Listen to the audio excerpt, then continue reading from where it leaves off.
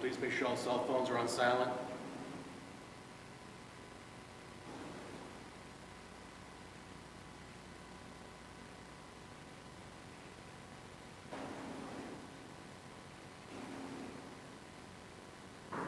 Court, all rise.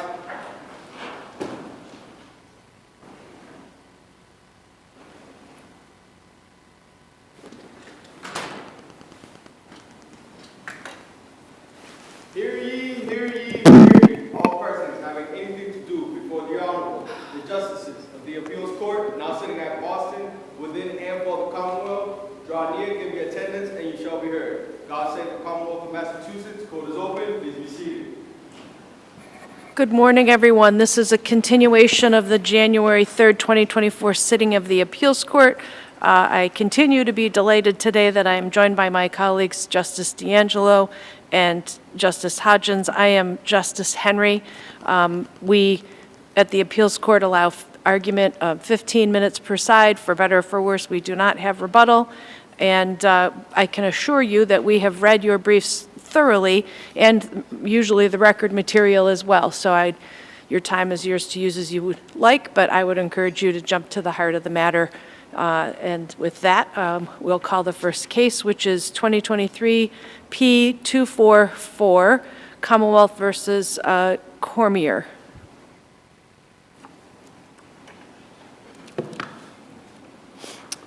May it please the Court, my name is John Calcagni, appearing on behalf of Appellant Mr. CORMIER, who asked this Court to set aside his trial verdicts on the grounds that the Justice erred in failing to grant his motions for a required finding of not guilty as to one count of indecent assault and battery on a person over age 18 and 2 counts of larceny over 500. I will address the charges in that order. First, with respect to the indecent A and B charge, the question for this Court is whether or not the intentional tickling by Mr. CORMIER of the abdomen of his adoptive and custodial niece was fundamentally offensive to contemporary values and regarded as immodest, immoral, and improper. I concede that the touching of an abdomen can, under certain circumstances, arise to an indecent touching.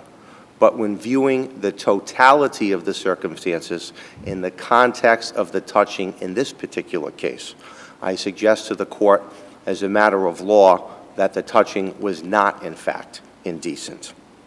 Is it your argument that in this case, and I'm going to focus on this case, that the tickling because of the context of the relationship was not offensive? Is that really the heart of why it's not indecent in this case, because it wasn't an offensive touching? Well, whether or not it's an offensive touching or not, I don't think is a finding that this Court needs to make in order to determine if it was indecent.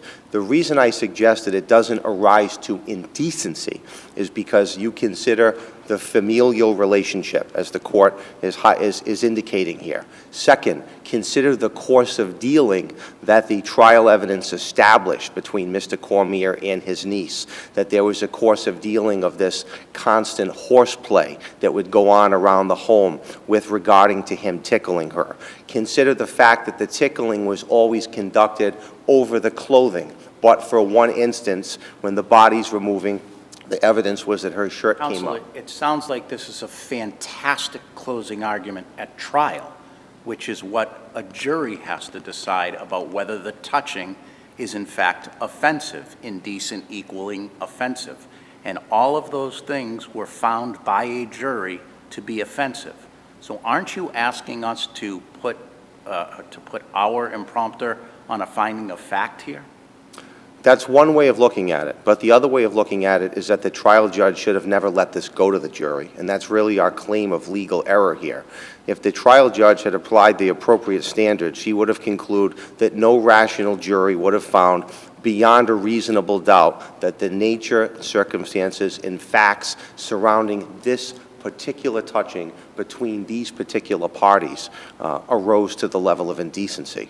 And that's really our claim. This should never have made it to the jury. So you argue that the indecent A and B charge was not based on spanking, but certainly, at least in the Commonwealth's closing argument, they rely in part on that, the spanking of a 16-year-old, as part of the context of this situation. Your Honor, the spanking came up in the context of the case as sort of an extraneous fact that was raised during the course of the first complaint, when the niece had asked a family friend if the spanking by her uncle was appropriate. That led to further conversation. But the Commonwealth's chief complaint is that the indecent assault and battery was based upon Mr. Cormier allegedly touching his niece's girl part. And then through the course of testimony and very pointed cross-examination, it was established that the touching actually occurred in the abdomen area above the pubic region but below the belly button. So can you, I struggled in reading your materials, though. Like, can you point us to somewhere in the record that the charge was not based on the spanking? You're just saying it came in as an erroneous fact, so did it not come in during her testimony? It did come in during her testimony, and there was a sidebar discussion, which is cited in my brief, where the Commonwealth conceded on the record to the trial judge that the Commonwealth was not claiming that the indecent assault and battery was in any way, shape, and form related to the spanking itself, that was an extraneous fact that came out. And by the way, Your Honor, the spanking was something that took place at a different point in time. It was unrelated to the alleged indecent touching, which was the abdomen area. And I raised that in my reply brief because the Commonwealth had argued, as it does in its brief, that the spanking contemporaneous or in combination with the touching of the abdomen arises to indecency, and that was not the issue at trial. I also want to point out that there was some testimony at the trial that the course of dealing involving Mr. Cormier and his niece at the time contained evidence that she would, in fact, instigate or invite the tickling by blocking. But wait a minute, though. But in the on page 40 of the transcript, she says, I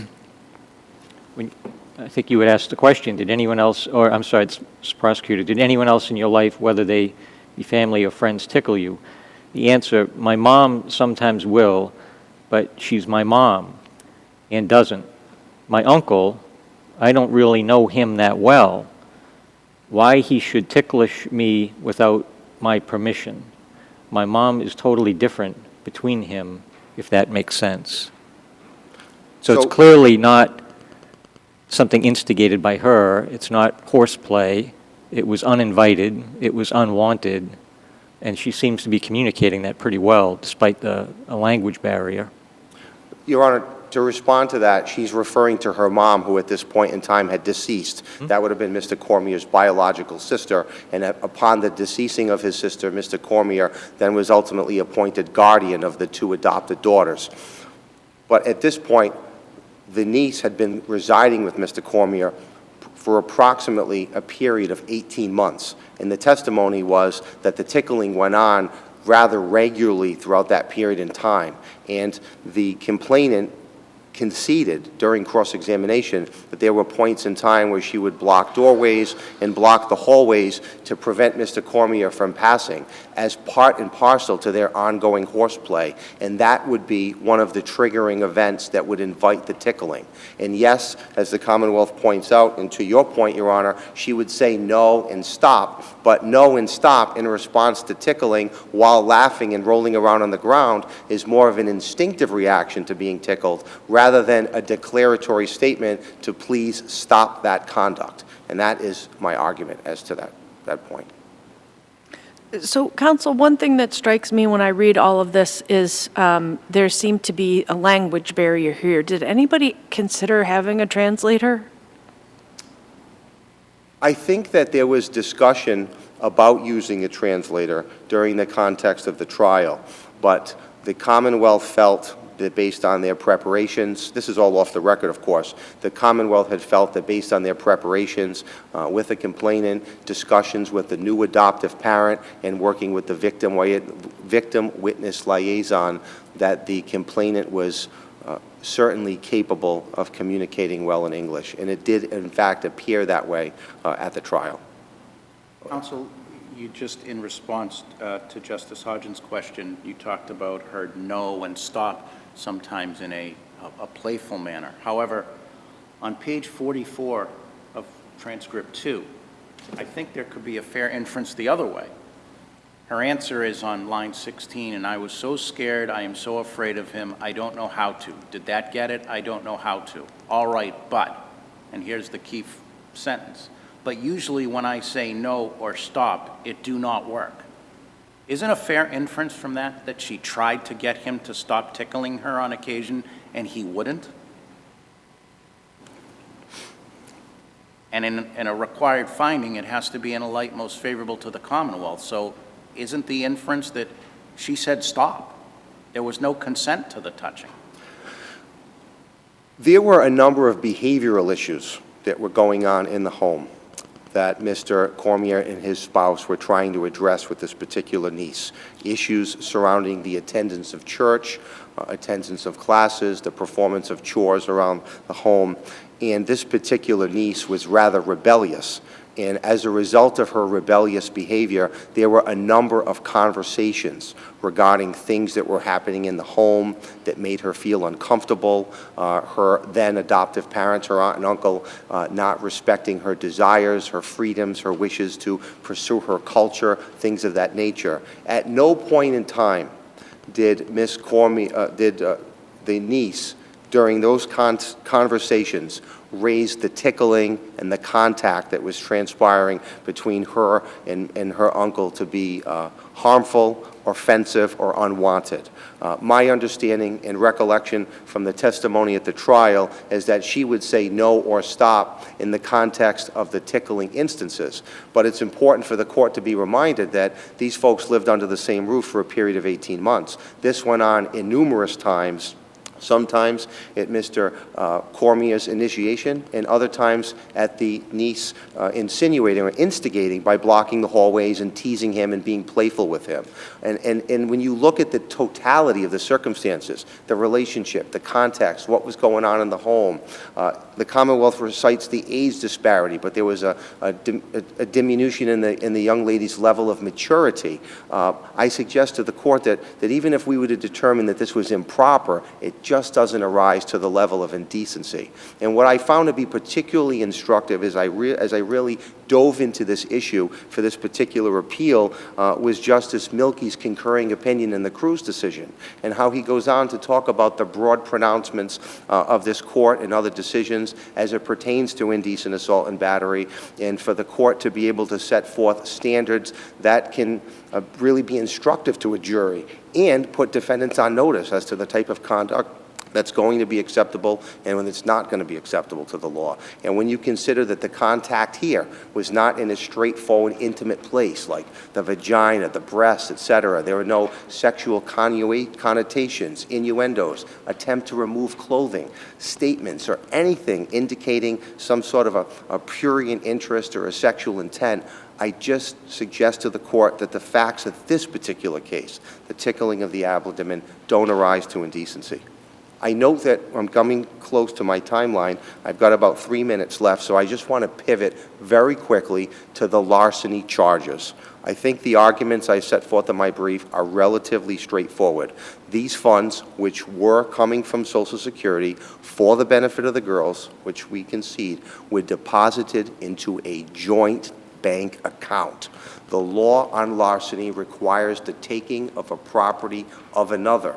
From a legal perspective, once the funds are deposited into a joint account, they become joint property. Yeah, but counsel, I mean, we have cases where, like, if you have a car that's titled with two people and then one of the people goes out and, like, slashes the tire, you can be convicted for malicious destruction of property, even though that person's name is on the title, because the other person, that was like their car. So that seems like, by analogy, you know, his name might have been on the title of that account, but it was their money. Well, in that particular case, Your Honor, I can't speak to the facts of that particular case, but when you look at the elements for larceny, it requires the taking of a property of another. And Well, there might be other remedies. Could he have taken this, let's just make it a pure hypothetical, could he have taken this money for a vacation for himself? He could have. He could have. And there would be other remedies under the law available. But the point is, he was the appointed guardian. Social Security was giving him that money to use in his discretion for the benefit of the family and the children with whom he was caring for at the time. So that's the part right there I was going to ask you about. The money is given to him for the benefit of. That's correct. Commonwealth presented evidence that some of that money was not being used for the benefit of the child, but for the benefit of himself. Without a doubt. However, it was deposited into a joint account. By him. That's correct. No, by Social Security. By Social Security. It was directly deposited by Social Security. And he was appointed by Social Security to be the guardian of the children. And I'd suggest to the court that there are certainly other remedies available, whether they be under federal law or through civil causes Yeah, of but action. aren't you conflating bank terminology with legal terminology? I mean, if a bank says it's a joint account, that doesn't necessarily mean it's joint property. That's just how the bank administers its accounts. Because we have here someone who's under 18, so she's not going to have the capacity to enter into a contract with her uncle to create this joint property. So how is it that we can call it joint property at all? It's custodial. It's a custodial account, in fact. There are custodial accounts, Your Honor, trust accounts, things of that nature. But this particular account in nature was a joint account. And legally, I'm arguing to the court that once the funds were deposited into this joint account, they became joint property. Now, if Mr. But Cormier... who decided that it was going to be a joint account? I mean, we see people who are the rep payee for Social Security all the time. Are you saying it could go into like a uniform gift act to minors or some sort of trust account? I would suggest to the court that had it gone into one of those other forms of accounts, we wouldn't be forced with the issue of joint property and the property of another legal argument that was made below. Okay. Who formed the account? Mr. Cormier formed the account. So wasn't that improper? It should have been an FBO account for the benefit of. So he chose to put it in that, make it that type account, so then he could take the money out of it? Well, whether or not it's improper or not, I can't answer that particular question. I'm just suggesting that once the funds were deposited into a joint account, they became joint property, and therefore he didn't steal the property of another. Thank you.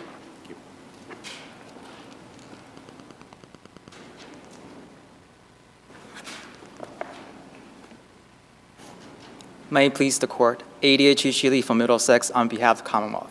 I'd like to recognize George Washington Law student Alison Chesky for her work in the Commonwealth's brief in this case.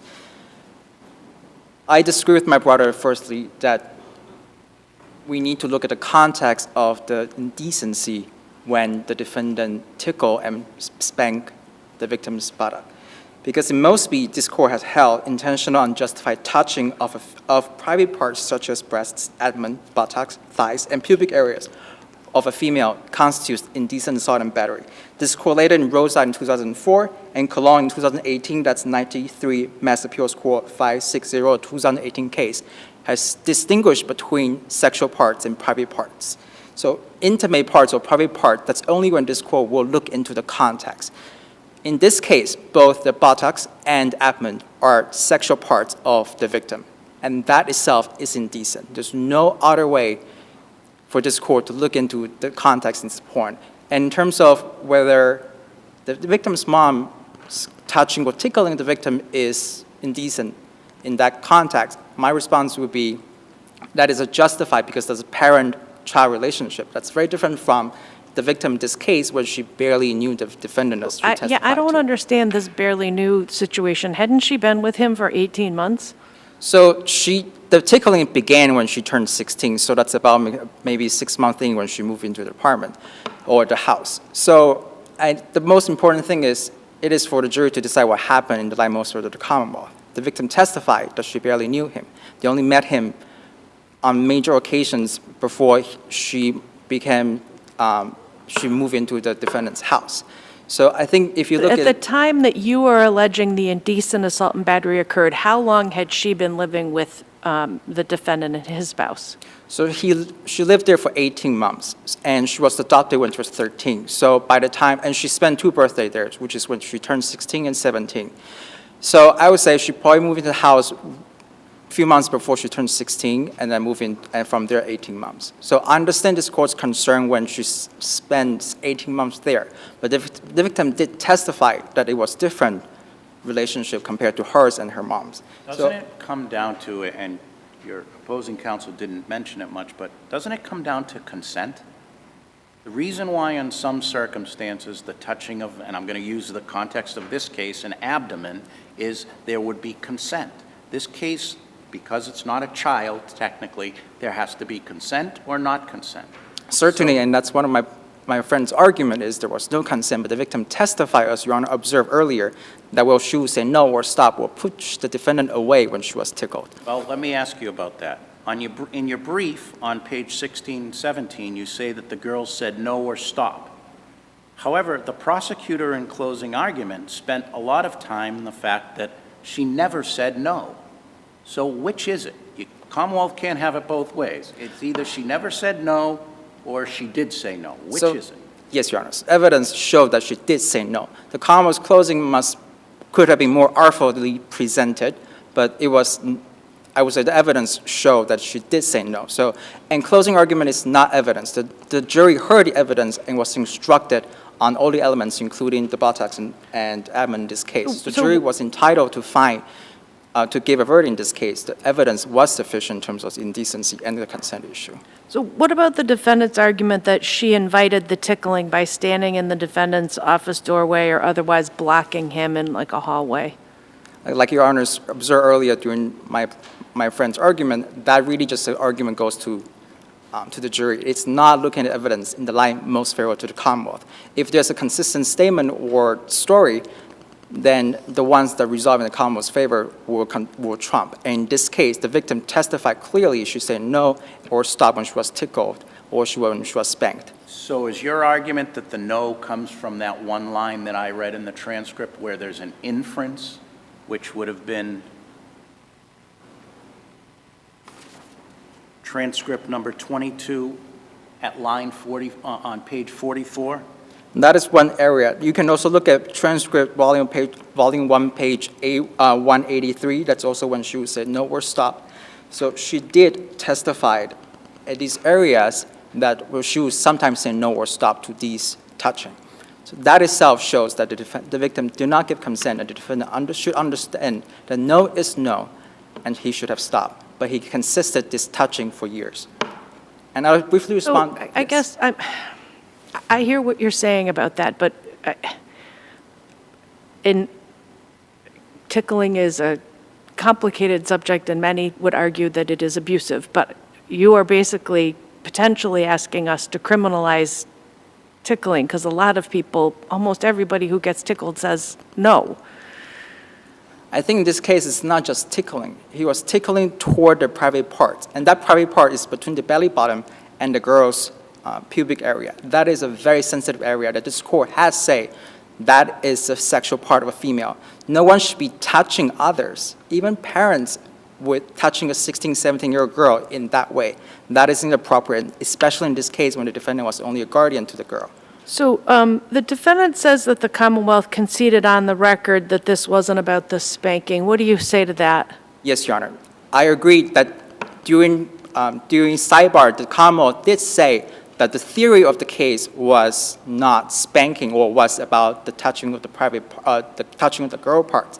But the Commonwealth's theory or the Commonwealth's opening or closing is not evidence. It's not, and the Commonwealth is not bound by that when reviewing the sufficiency of the argument, because there was no bill of particulars. The Commonwealth is not bound by any proof in this case. Well, I know, but I mean, in terms of just due process and fairness to the defendant, if the prosecutor says it's not about X and now you want to argue on appeal, it does include X, how is that fair? I mean, he's trying to meet your argument. I think that would be certainly an issue if the defendant had never crossed the witnesses on this, but the defendant did so in this case. On page 147 to 140 on volume 1, the defense counsel cross-examined the first complaint on tickling and spanking these areas, and for the victim on volume 2, page 39 to 45, and page 48, there was cross-examination on both tickling and spanking. So the defense counsel was on notice, and he knew these were parts of the allegations that come in opening and in closing. I understand there are some confusions as to exactly what the Commonwealth theory was, but the jury heard the evidence. The jury was instructed correctly based on the evidence. Under Jones, which is this court's opinion in 16 Mass Appeals Court 931 and 1983 case, the judge is not bound by the Commonwealth theory that advanced the trial. The judge is bound by the evidence presented at the trial, and the judge correctly instructed. Can you point in the transcript, if we have it, because I know we sometimes Yes, do Your and Honor. don't, where the instructions are regarding what the actual act is that the defendant was on trial? Certainly. So it's on volume 2, page 179.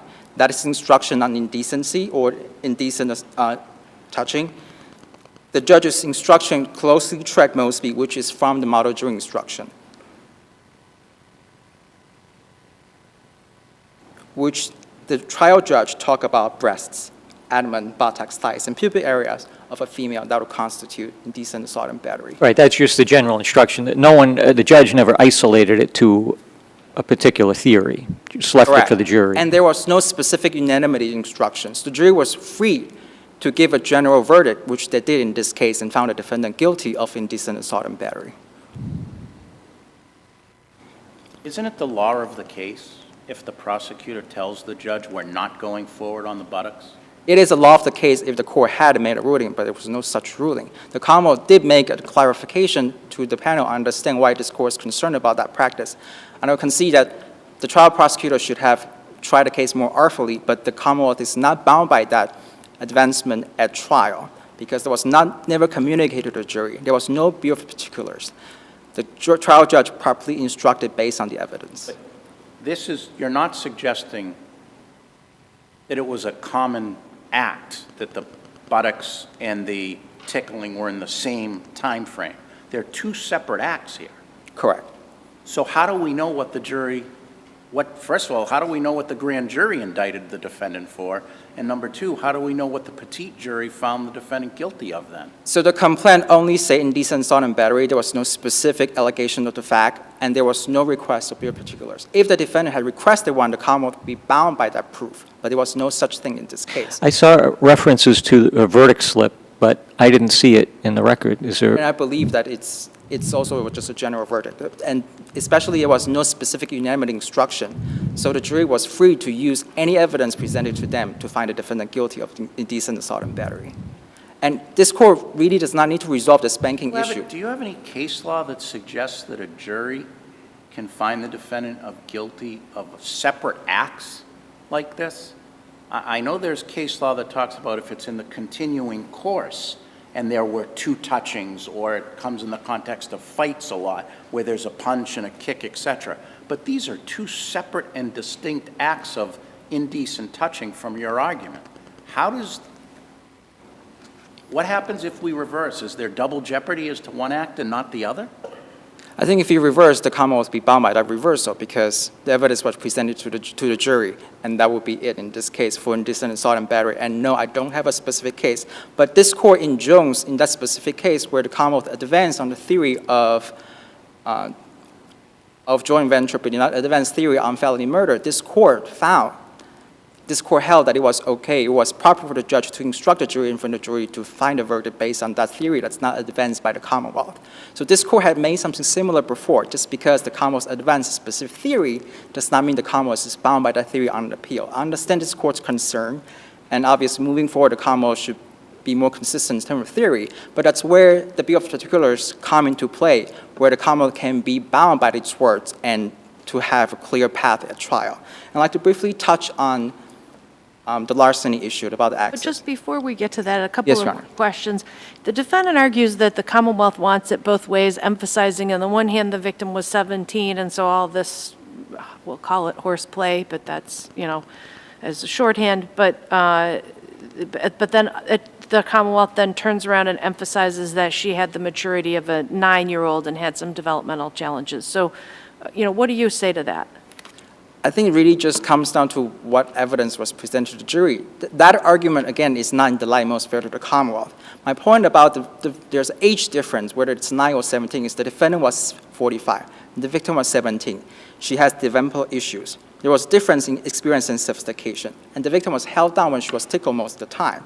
this really shows, if this court even would look at the context of touching, it would show that this is very inappropriate and indecent. Indecent does not mean sexual. Indecent, it just means that it's morally inappropriate, and that's what happened in this case. There was an age gap. There was different experience gap, and the victim was slow in some way. So that really just shows that even if you look at the context of tickling, that would be enough for indecency. So what I want to be clear about, though, let's just, to make this, take this away from this case, hypothetically, if you had a father, and he was a father from the moment of conception, and he had a 17-year-old, and he tickled her and held her down, and because this is how tickling goes, and held her down, and her shirt rode up, and he touched the area between her belly button and her, like the, waistband of her pants, but never went under the waistband of her pants. Are you saying that act would be criminal? At that point, I think it's appropriate for this court to look at the context. And if you look at Cruz, in that case, the court found the practice of the family, right? So if there's a practice that is a common thing that I have had since the victim in question is a child, that would be a very different situation. That is not what happened here. There's no prior practice or routine that this is happening to the victim between the victim and the defendant. This is the case where the victim came to the defendant's home and the tickling began. So if you look at the context, like Cruz, that would be a very specific situation. Or this court's case in Vacas in 2004. Wait a second. Once the victim came into the household, there was repeated tickling between the defendant and the victim.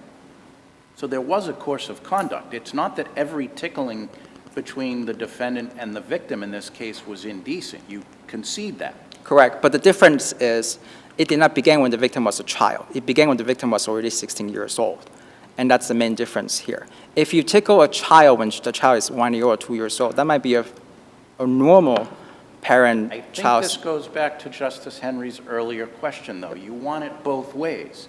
For the purposes of one part, she had the mindset of a 9-year-old, which I think we could agree maybe tickling is appropriate. But at the same time, you're also arguing she's over 16 and it's not appropriate. So which is it? I think the testimony also says she's jumping back and forth on the maturity. It's not just she's 17 and presented as 9. The first complaint witness testified she sometimes presents as 9 years old, sometimes presents as 16 or 17.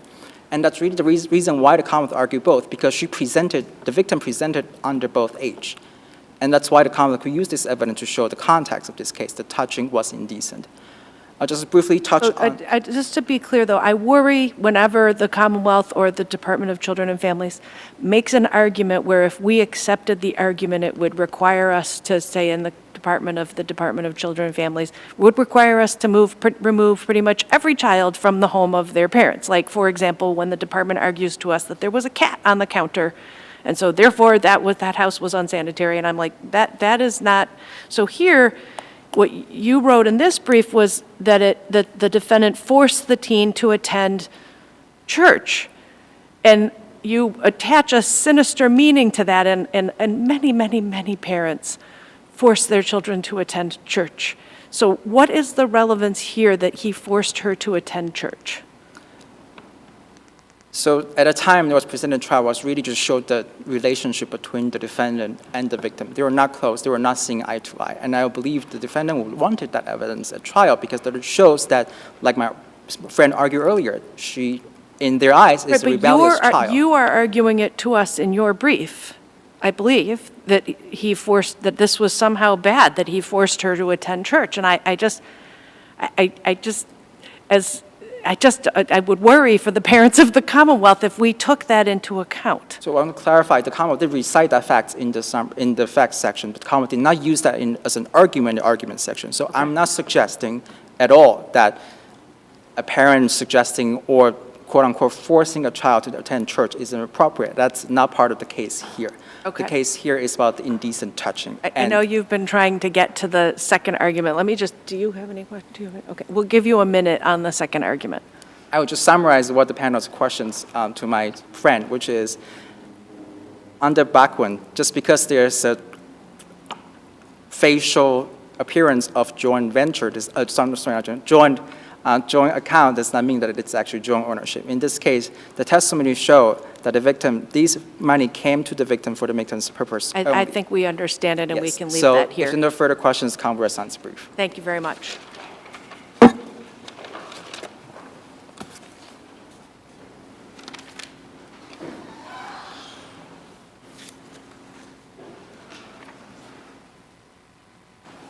Should we do it now?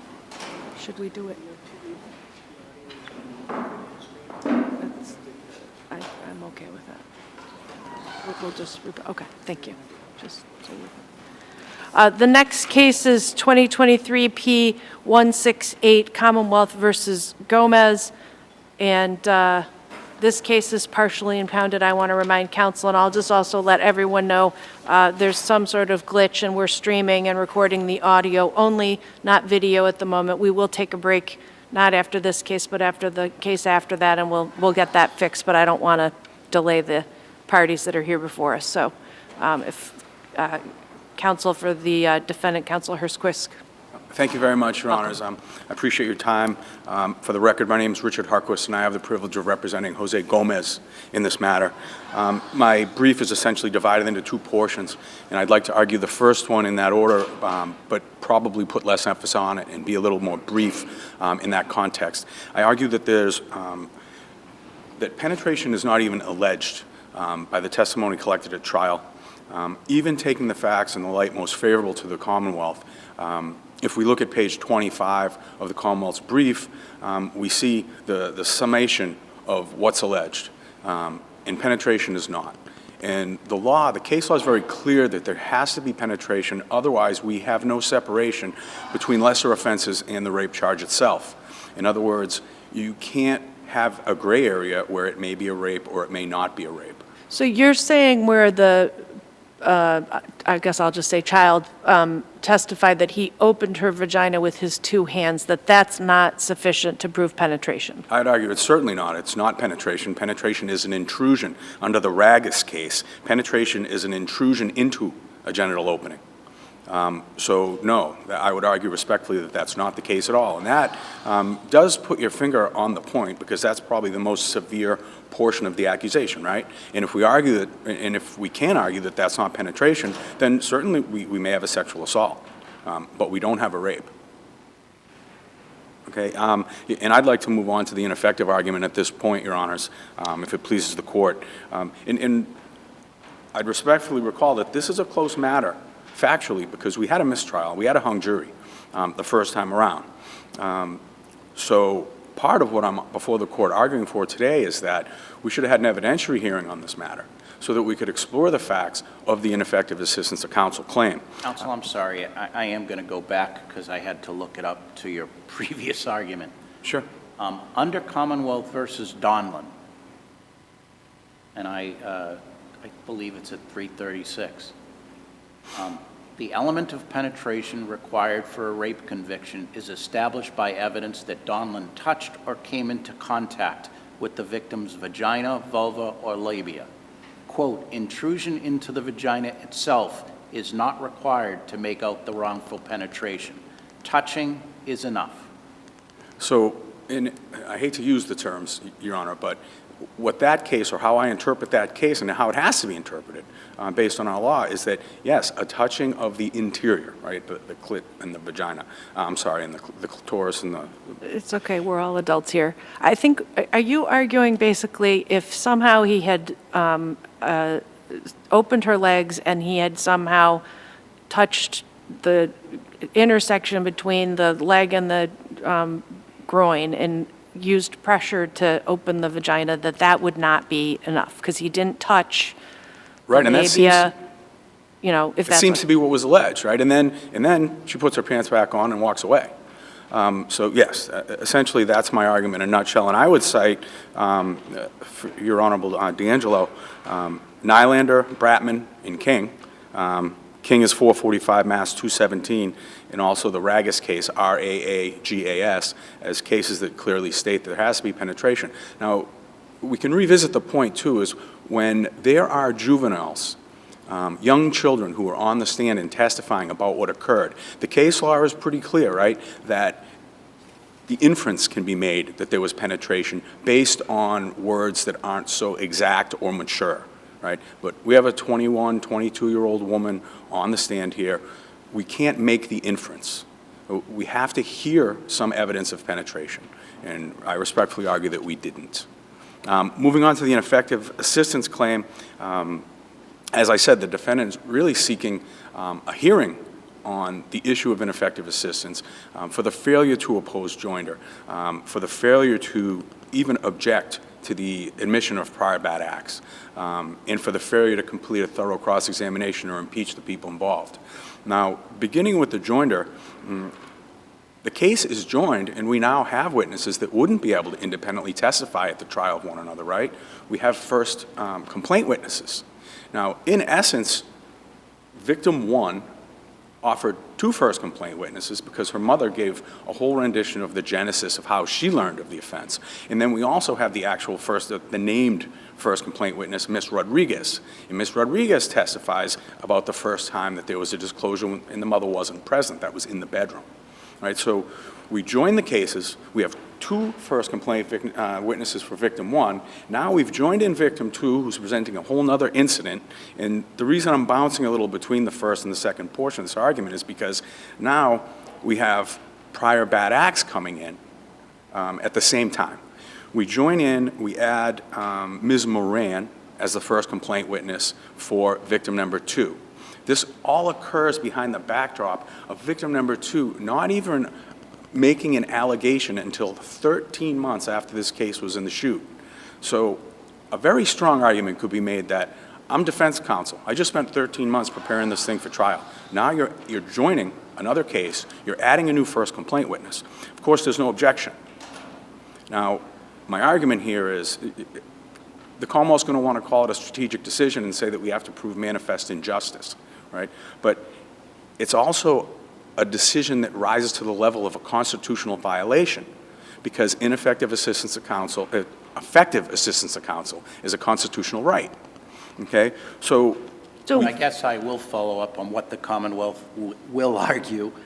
The affidavit that was filed, I believe it was you, contacted trial counsel, but there is no affidavit saying it wasn't strategic because he didn't get back to you and your client wanted the brief filed, et cetera. How do we not know? How did the motion judge not know it wasn't a strategic decision without an affidavit? there's a few ways that I would argue that respectfully. First, it seems incongruous that it could be a strategic decision to add witnesses against your client. I would argue that the face of the transcript illustrates that mistakes were made and that effective assistance on counsel was not afforded to Mr. Gomez. Second, putting the onus on the defendant to get an attorney being accused of ineffective assistance is a very difficult step. I personally contacted and spoke to trial counsel more than half a dozen times, sent multiple drafts of an affidavit requesting that he review and sign or edit and sign. I didn't get an edited version. Now, when that occurs, it seems incumbent upon the trial judge to give us an hour. Call him in, put him on the stand, let him say it was a strategic decision. It's not a matter of time, counsel, but your affidavit also doesn't say that when you spoke to counsel, he said it wasn't a trial decision, which you could have put in the affidavit if that had happened. It didn't happen, and that's why I didn't put it in the affidavit. But again, referring to the face, all right, of the transcript itself, when a defense counsel sees another case being joined, he files a piece of paper objecting and explaining that this is different, time and space is different, the alleged victims are different. Granted, they're the same age and they're in the same household, but each individual event is drastically different, right? Once is in a car, once is in a closet, once is in the kitchen floor. And there's allegations surrounding all this made against the defendant seem to change between trial number 1 and trial number 2, right? My mother was in Florida when the closet event occurred. My mother gets on the stand and testified she never went to Florida or the Dominican Republic or Puerto Rico during these times. So we have stories that become inconsistent, and they're being bolstered by the addition of a new defendant and a new first complaint witness. And that's unfair to the defendant. And what we're trying to do here is just make sure that the trial's fair. They can try those two matters separately, and he can confront. Yeah, but them isn't it separately. possible that the defense counsel and the defendant made a judgment that you didn't want to go through another ordeal of another trial, and that there was a level of confidence going into the trial that, you know, you have a good shot at being acquitted here, and let's end this in one trial? Well, I'm saying that even the first trial shouldn't have been a joinder. There shouldn't have been joinder in the first trial, right? So I would argue to this court that certainly the additional witnesses are tipping the scale, and they're giving the jury a whole lot of additional information from complaining witness number 2, that what actually is alleged did occur to complaining witness number 1, because complaining witness number 2 was also involved. And again, I want to circle back, right? Why not just have a hearing and bring trial counsel in and ask them? Because that's essentially what we're trying to do. We're trying to get inside trial counsel's head a little bit. And he could get up on the stand and say, hey, look, I had 7 conferences with my client. My client didn't want to do 2 trials. He wanted to do 1 trial. I advised him against it, but he insisted. And again, if your client had written an affidavit himself saying something like that, that might be persuasive. But your client didn't write an affidavit for the motion for new trial saying, I never had a conversation with my lawyer, etc. We see those all the time here. So Can't we still get, I'm sorry, I don't mean to interrupt the fact that we don't have that is meaningful. it still puts us back to the place where in the terms of judicial economy and in terms of justice, it's easier to find out from trial counsel why he conceded joinder, why he conceded to allow prior bad acts to come into evidence. Okay? So again, we're piling on information that's against the defendant. I also talk a little bit about, I wanted to point out that it appears to me that through the lack of objection, trial counsel increases the standard and the burden for appellate counsel. Right? Trial counsel is also obligated to make a clear record and to make objections where they're suitable so that we don't have to have a manifest injustice standard to confront on the appellate level. Those objections weren't there. He agreed to joinder, and he conceded the prior bad acts can come into evidence. He didn't put even lodge an objection for the record. But again, isn't there, you know, I mean, to give counsel some credit, perhaps he made a judgment that, well, this is probably going to come in anyway. It would be unavailing to oppose this, and he's focused on something else in the trial, or maybe operating on some, you know, belief, as I said before, that, you know, he's got a good triable case here. Because he wants to hang his hat on certain facts in the case certainly doesn't mean that he wouldn't lodge an objection for objectionable or inadmissible evidence at the same time. Well, so you're suggesting that counsel has to be effective, you have to raise an objection at every possible opportunity. I think counsel's obligation is to raise objection every time something is objectionable to be effective. But part of my argument is, and you go right to the heart of it really, is there were numerous mistakes made. During the course of a trial, defense attorneys make mistakes. We all know that. No one's going to be flawless during the course of a trial. What I'm arguing here is that the mistakes were piled up, and that bringing in basically additional witnesses against his defendant. And what if he said to Mr. Gomez, I think that this is a triable case because of all the inconsistencies between, even the first complaint witnesses made some inconsistent statements, right? Well, I think it's a good case. I think we shouldn't oppose joinder. That turned out to be inaccurate. And the idea of opposing joinder is one of the most basic that we see in all cases where there are co-defendants. Joinder is always a point of contention and argument. Right, but I think the issue and the reason the standard is the way the standard is that counsel can make informed decisions, and we can't second guess that. But Like, just because it didn't turn out the way they hoped, it doesn't mean it was a wrong decision. But it can be manifestly unreasonable at the time the decision is made, correct? Our case law does say that. So I would argue to this court that it was manifestly unreasonable to allow these cases to be joined without objection. And it was manifestly unreasonable not to object to a prior bad act to come in. And those two were intimate. Let's just pause on that, though, for a minute, because why is it not possible that defense counsel thought the second person coming forward over a year later makes, first of all, it undermines that charge, because you can have this argument about, wow, they didn't even disclose, even though they knew at that point their sister disclosed. And then they can then turn around and take the second witness and say, like, well, that person came forward because they knew there was not there, to bolster the inadequate complaint of the first sister. Why is that not something that counsel could have thought? I'd respectfully argue that it's not just the second sister who's coming into this picture now, right? And granted, she's bolstering the claims of the first sister, but we also have the first complaint witness coming in, bolstering the claims of the second sister. So what we've done is we've piled on.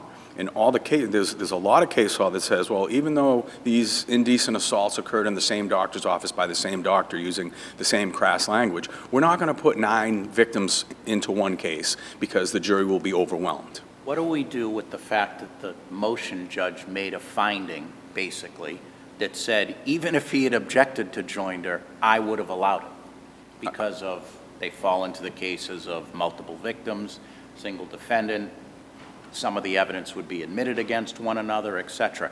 What do we do with that finding? Do we just ignore it? It's a retrospective finding, number one. All right. Number two, I would argue that counsel didn't argue. The judge doesn't know what she would have heard on the basis of this. And I know I'm over my time, so I would respectfully argue that he should have at least lodged an objection to it so that we could go forward at a different standard at the appellate level. Let me just ask you one quick question. Did you raise the issue of the argument? Or Did I raise Did you raise the issue of the lack of an evidentiary hearing in your brief? Well, the basis of my brief was a request for an evidentiary hearing, and I put in the procedurals that I asked for one, and it was denied. Did you raise it as an argument that you should have had an evidentiary hearing? I believe, and I hate to say I'm not positive, and I will certainly double check for Your Honor, but I believe I did say that a evidentiary hearing should have been allowed. Thank you. Thank you very much. We'll hear from the Commonwealth. Councilor Burns. Good morning, Your Honors. May it please the Court. Kayla Burns for the Commonwealth. The Commonwealth asked this Court to affirm the motion judge's denial of the defendant's motion for a new trial and to affirm the defendant's convictions in this case. And just for the record, the names that I'm referring to in this case for the victims are pseudonyms. I'll first address the defendant's argument as to the sufficiency as to the rape of a child charge, as to the abuse of Taylor, which was the second indictment that was issued in this case. And I think Your Honor pointed out the case law that is directly on point in this case, that it's well settled in the law that intrusion into the vagina itself is not required to prove wrongful penetration. And here the victim testified. What is the act of penetration here? When the defendant touched the victim's, she uses the word vagina, but I think it's a reasonable inference that the jury could have made that the defendant touched the victim's labia or vulva in this case. Do you have the record citation for that? Yes, I do, Your Honor. It's obviously the second trial. It's volume 3, page 65. And that's where the victim testifies that the defendant pulled down her pants, opened her vagina with his 2 hands, and I believe later on cross-examination, the victim also states that the defendant put his hands on her vagina and opened it with his 2 fingers. Again, I think the victim used the word vagina in this case, but I think it also supports a reasonable inference that the defendant used his hands to touch the victim's vulva or labia in this case, which does meet the legal standard in this under several cases, including cases cited in my brief, Omand, which is 84 Mass Appeals Court 231, which says that there was sufficient evidence as to digital penetration where the victim testified that defendant touched her clitoris.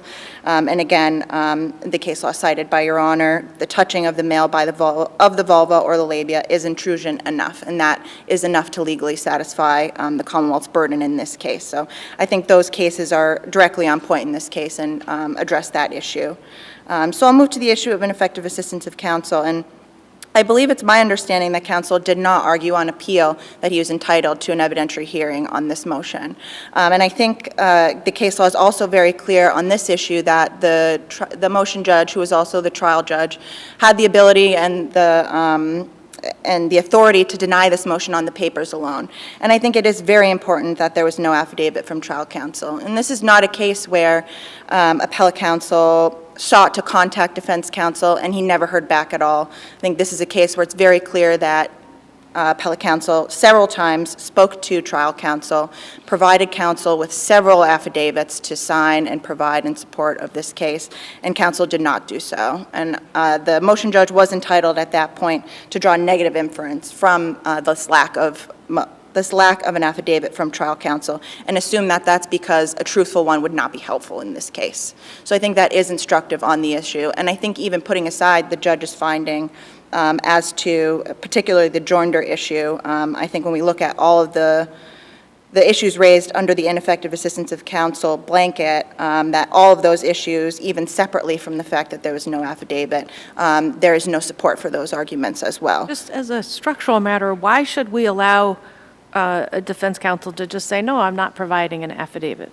Why shouldn't we have them just come in and testify to what they're going to testify to?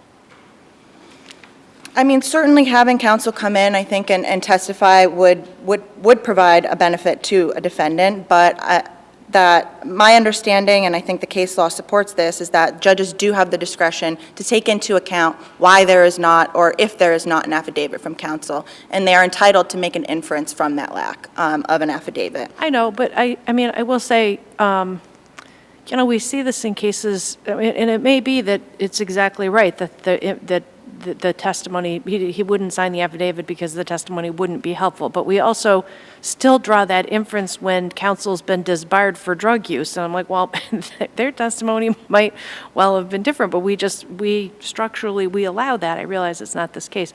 But I'm like, why is that okay? I'm not entirely sure, Your Honor. I think, especially in the facts of this case, that the judge's finding and the denial of the motion without a hearing was appropriate. I'm not sure structurally what is the appropriate practice, but I think when we look at the facts of this case here, I don't think those concerns are raised. I think it's very clear that it was appropriate that the judge denied this motion without a hearing in this case based on all the facts that I've already outlined to the court.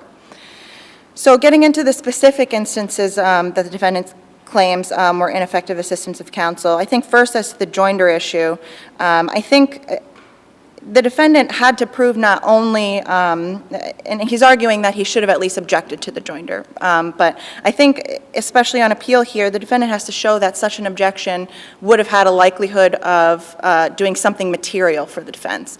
And I think, again, even putting aside the judge's finding in her decision that she would not have allowed a motion to not join. Retrospective ruling. Right. I think even putting that aside, I think when we look at the facts of this case, it's very clear that it was appropriate that this case was joined. And I think that the motion judge also noted that this case does fall comfortably within several cases that describe multiple victims for one defendant and when those cases were joined. And I think the facts here that are particularly important. Do you see any advantage to the defendant in having the cases joined? Certainly, Your Honor, and I think the main thrust of the defendant's argument in this case was that the two victims were essentially fabricating these claims in order to divert attention away from tension in the family based on Tina's sexuality. And I think the fact that the defendant had both of the victims testify, and I think Your Honor rightly pointed out as well, that this second claim by Taylor came a year after the first claim was made by her sister.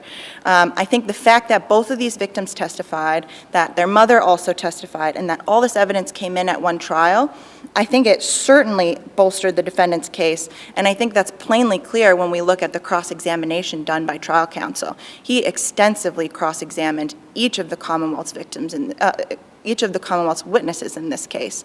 And I think in my brief I point that out. He points out inconsistencies both between their testimony from the first trial and the second trial, and inconsistencies within their testimony in the second trial as well. So I think even when we look at the fact that he did not object to joinder in this case, I think, again, the facts of this case make plainly clear that it was appropriate that these cases were joined. And I'll just briefly touch upon the other instances of ineffective counsel raised in this case.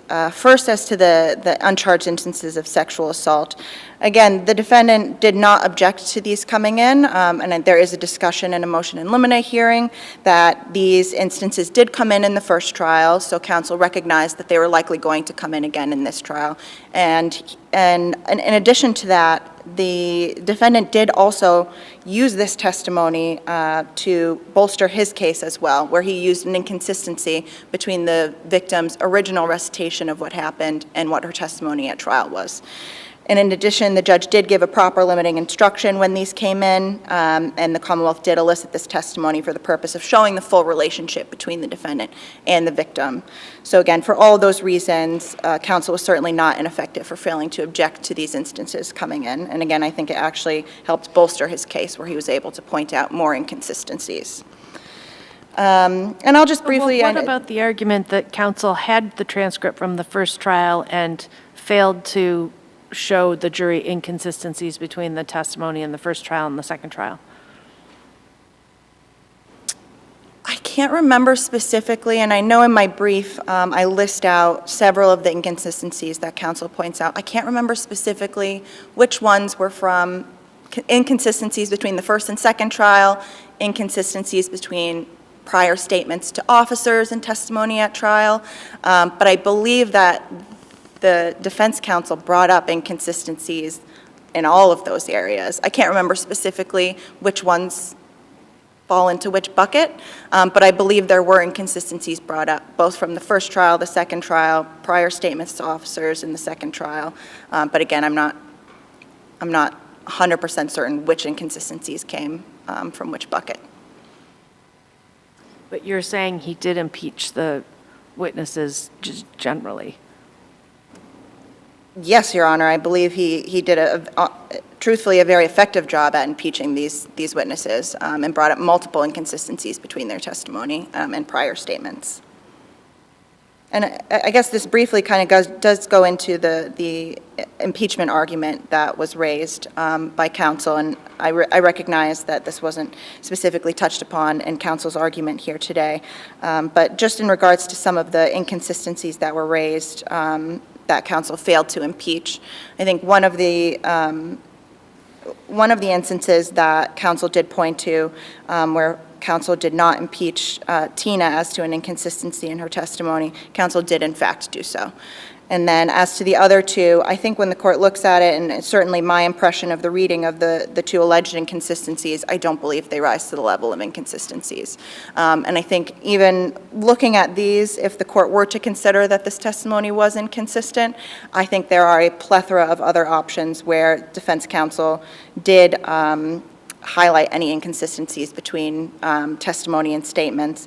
And I would just point out as well that failure to impeach alone does not prejudice a defendant or constitute ineffective assistance. And I think here, certainly, it does not rise to that level.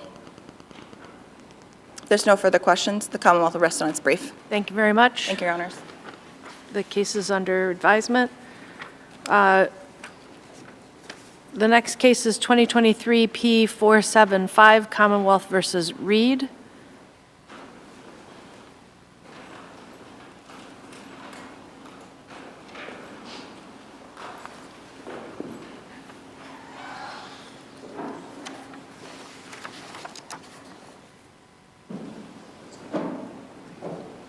I believe we're hearing from Attorney Conley first.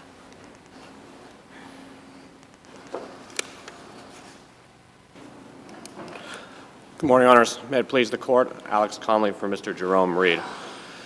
Your Honor, as the Commonwealth points out, and the Court's well aware of, authentication is a low threshold. However, it's not a non-existent threshold. There needs to be some evidence, something to authenticate a video before it comes into evidence.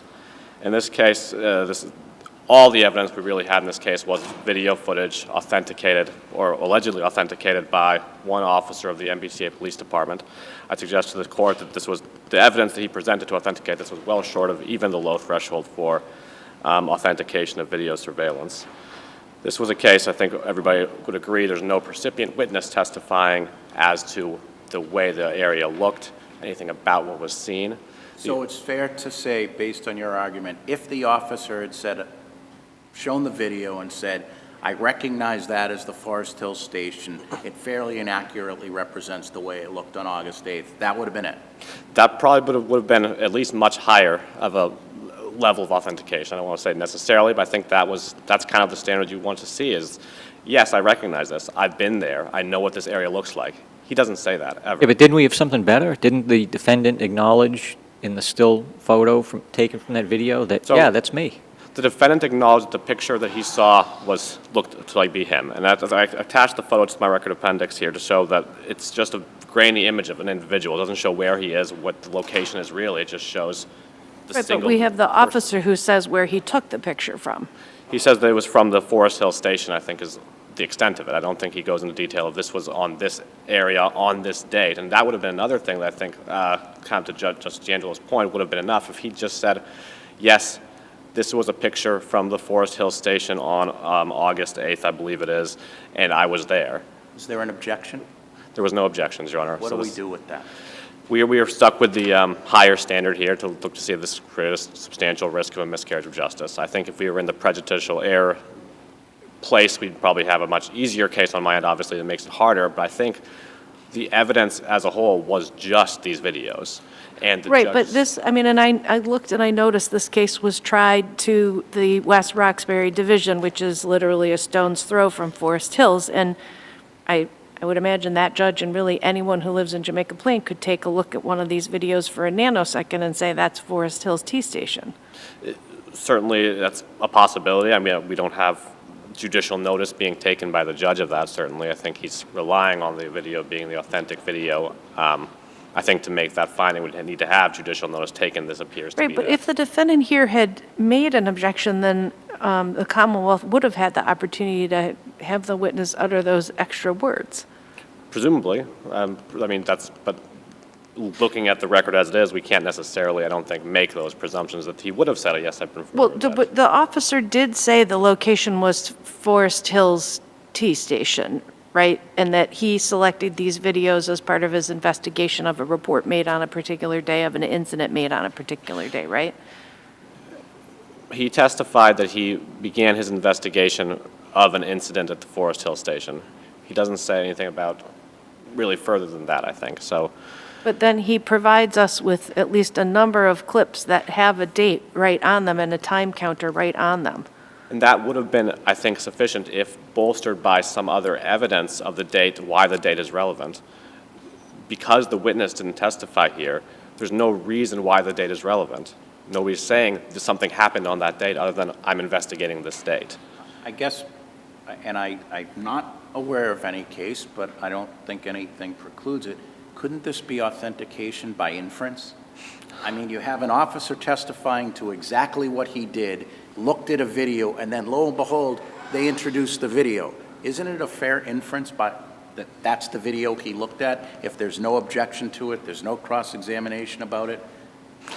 I think for that to be the case, for us to have an authentication by inference, we'd basically be having to make a new aspect of a new interpretation of the authentication rules and law to do that. I don't think the cases have allowed for this purely inferential authentication. There needs to be actual authentication by the standard that any evidence is introduced by the judge finding by a fair preponderance of the evidence that the video is what it purports to be. Isn't it well- also, I'm sorry. Assuming the video was properly authenticated, do you agree that when the woman turns around and lays her hands on the defendant, or hand on the defendant, and he turns around and comes speedily up the stairs, is that evidence of flight? I think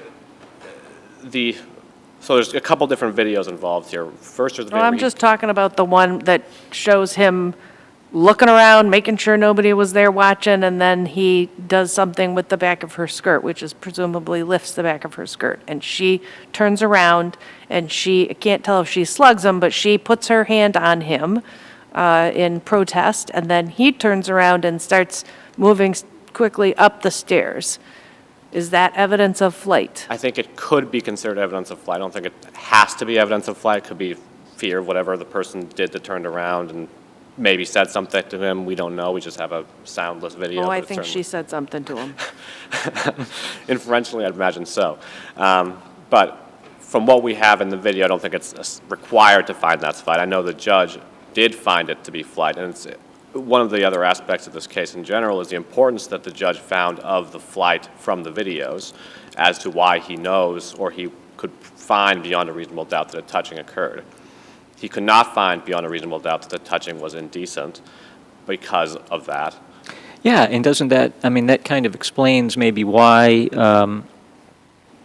there was never any issue made over authentication, because in some ways, a video, exonerated the defendant as far as the indecent aspect of it, because the angle of the shot, really, you couldn't see exactly, what he was touching.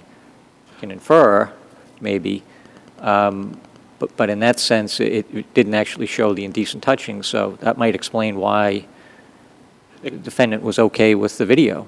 I think from the trial counsel's perspective, that could have been something he considers. He thinks he has a strong case to get rid of the indecent, the felony aspect of this case, probably the more important aspect of the case. But if the video couldn't have been authenticated at all and couldn't have come into evidence, then there's no case whatsoever because there's no witnesses that are testifying. Right, but the odds that the video could not have been authenticated had there been a proper objection seem to be none. Again, inferentially, we can presume the MBTA officer would have been able to authenticate the MBTA video. He didn't in this case, I'd suggest. And then the only other aspect of the case I do want to touch on is that there's also two sets of videos, the MBTA-specific videos and the City of Boston videos. How do we know which are which? We have a whole string of videos. Well, Your Honors, I think that the City of Boston ones are the street videos from my, just looking through the Right, there's the one on South Street that's got the long pole in front of it looking down South Street with Forest Hills in the upper left-hand corner. I take it that's a city video? That's the way it kind of comes to evidence. Seems like they do the MBTA ones and then the city ones.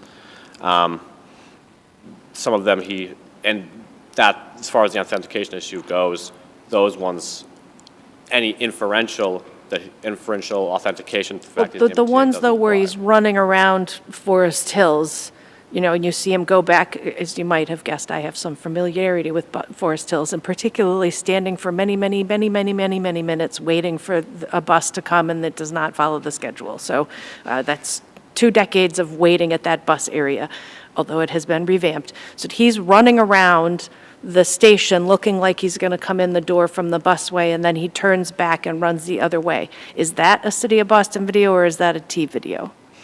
I'd have to look again to just confirm which videos appear to be which ones. I don't have that exact knowledge, relying on what I see in the videos. I think it would actually be helpful for you to confer with the Commonwealth and tell us. Tell us which ones are which. Yeah. We can certainly probably do that and submit a letter on that. I think that is important just because with the City of Boston videos, especially as it relates to the flight aspect of the case, if those ones even couldn't have been authenticated, it would have called into question the judge's findings on the record of the flight being an important aspect of why he believes beyond a reasonable doubt that a touching occurred. And if some of those videos are the ones that clearly show... Yeah, but I mean, would that have made any difference? I mean, he took off like a shot, up the stairs right after the incident. So even if there weren't videos of the City of Boston, it really wouldn't make any difference, would it?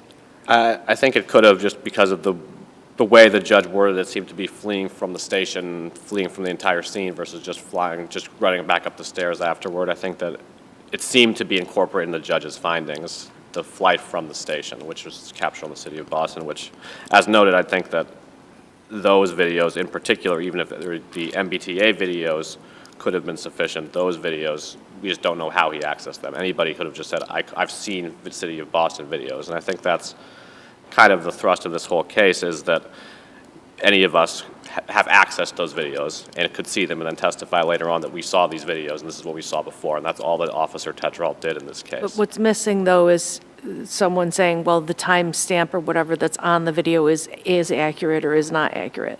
Correct. Right, because otherwise, you're right, anyone who knows Forest Hills would look at those videos and say, yeah, that's Forest Hills. And what they don't know is how the system works, and they can't confirm that the date is accurate. They couldn't confirm the date is accurate, the system works. I think Officer Tetrault couldn't even say the name of the system. He said, I don't know the name of the system right now.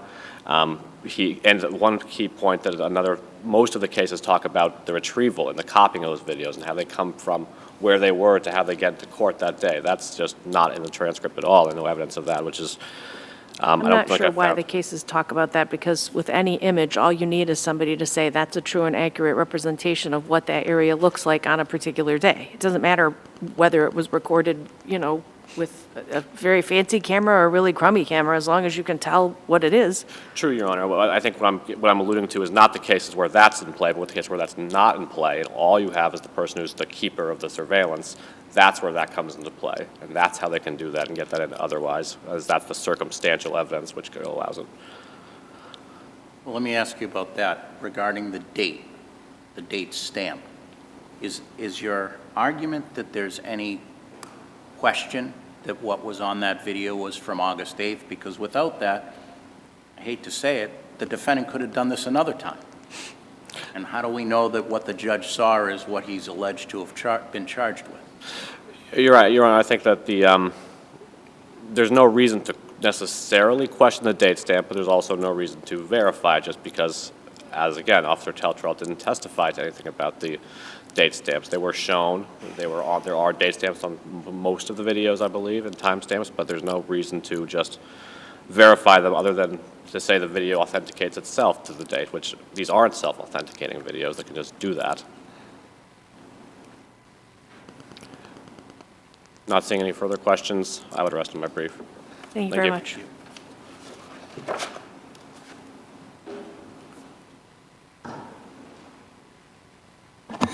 Good morning. May it please the court. Danny Wolf, 303 for the Commonwealth.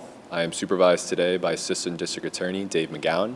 We're also joined today by the Assistant District Attorney for the trial, Alex Jones. The Commonwealth requests that this court affirm the lower court's conviction and sentencing of the defendant. There's only one issue before the court today, and that is whether the 14 video clips were properly authenticated. Those 14 clips were properly authenticated through Officer Tetralt's testimony, as well as the circumstantial evidence presented at trial. At the outset, it's worth reminding the court that authentication is a low threshold, as a proponent only needs to show, through a preponderance of evidence, that the presented evidence is what the proponent claims it to be. Here, through 14 video clips, looking in chronologically, we see the defendant enter an MBTA bus. The defendant exits that bus at the Forest Hill station. That is actually the exact same bus that the victim exits as well. The defendant then follows the victim into Forest Hill station, into the Orange Line paid fare area of that station, and then on the stairwell, he assaults the victim.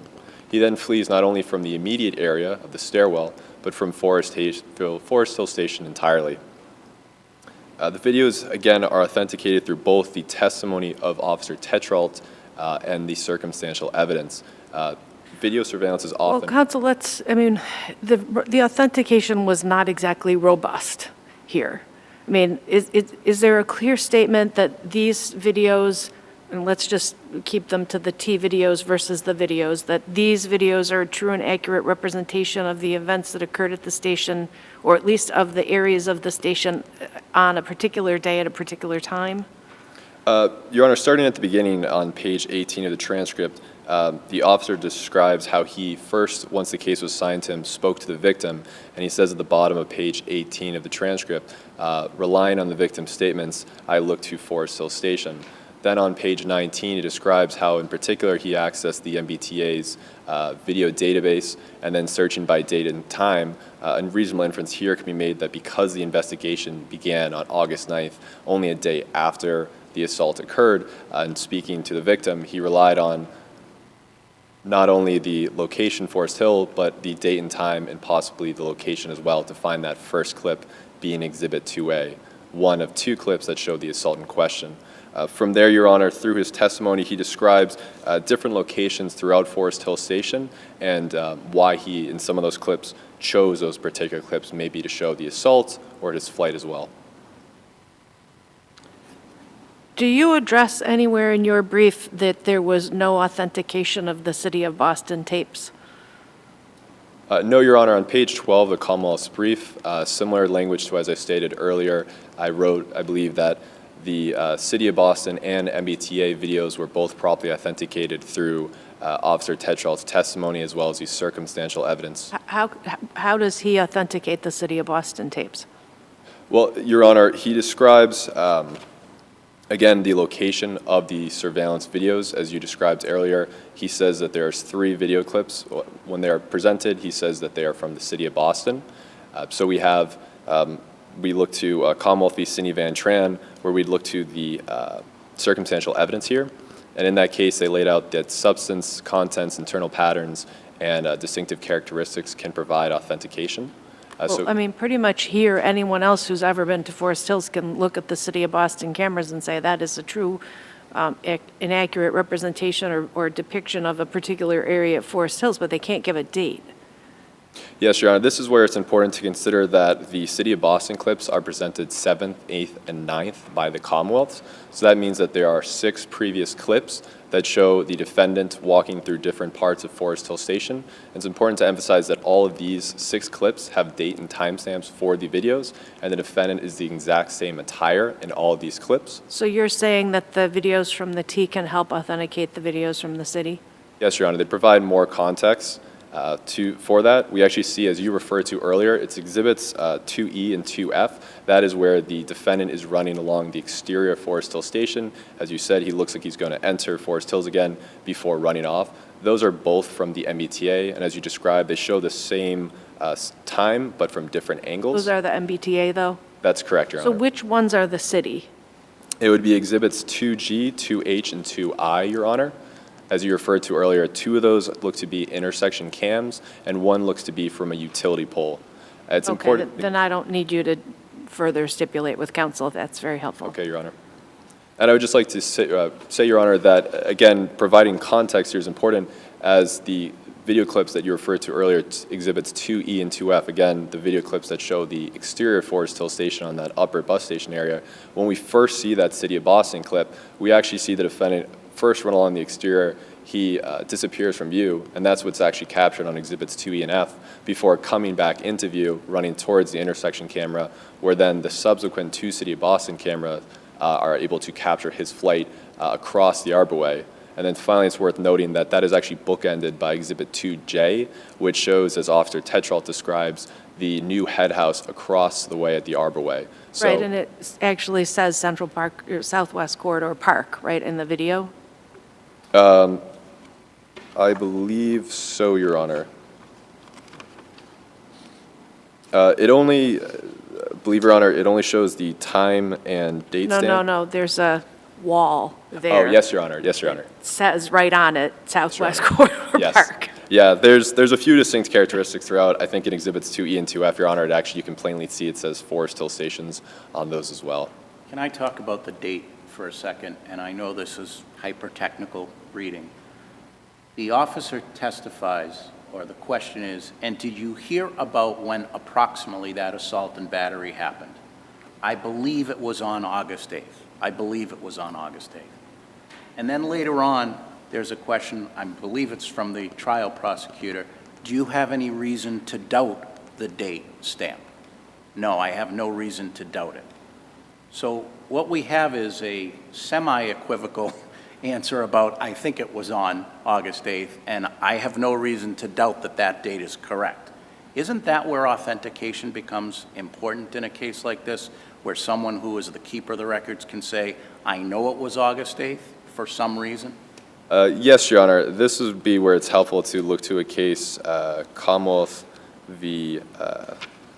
Both Commonwealth v. Leviniski, but also Commonwealth v. Gonzalez. In Commonwealth v. Gonzalez in particular, the court emphasizes how the store, I believe it's a hotel manager and an officer that testifies, both view the video together. And the court emphasizes that the management is in position of control over those files, and particularly that they could point to specific time frames. So here, that is an MBTA video, I believe that you're referring to here, and as the officer testified on page 19, he was able to access those videos. So there'd be less a concern that there was possibly an incorrectness because of the control that the MBTA has over those videos. Are you saying that he's in essence the keeper of the record of those videos? Because that was the hotel manager in Gonzalez, I think. He was the keeper, wasn't he? He was the person that was able to access the videos And it would be similar, I would argue, here where, again, page 19 of the transcript, Officer Tetrault describes how, again, as an employee of the MBTA, he was able to log into the MBTA's database, search based on the victim's statements for Forest Hill, and then reasonably infer the date and time as well, given both Officer Pilardi, who is another employee of the MBTA who first took the victim's statements, and then from the victim's statements as well. We can't use any of the victim statements or anything in that report, right? Was that not brought into evidence? No, Your Honor, and the officer only testifies that he relied on the victim's statements on the bottom of page 18 to begin his investigation for Forest Hill Station, but the officer does not testify to any other remarks made by the victim. The important part, again, about what I believe the victim said is that he believes the incident took place on August 8th. We can rely on that. There was no objection, so even though it was hearsay, it comes in for its full evidentiary value, right? Yes, Your Honor. So we can infer that the